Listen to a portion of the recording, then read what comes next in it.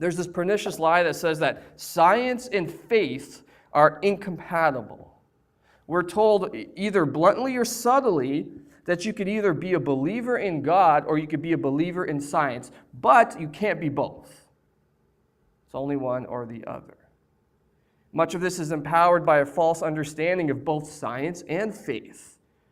It's that age-old battle, right? Evolution versus creationism. Darwin versus Jesus. Who wins?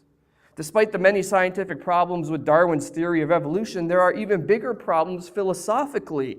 It's the philosophy of the survival of the fittest, right? Natural selection. If you're the strongest one, then you deserve to live. If you're the weaker one, then, well, you deserve to die.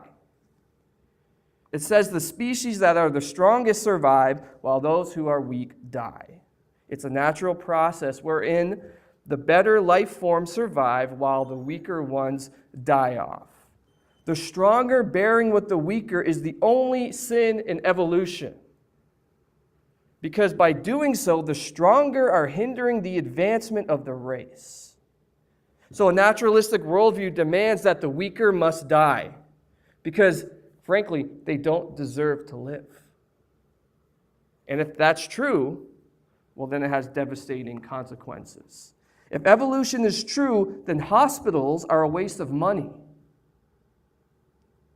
Let those weak people die, because weak people should die.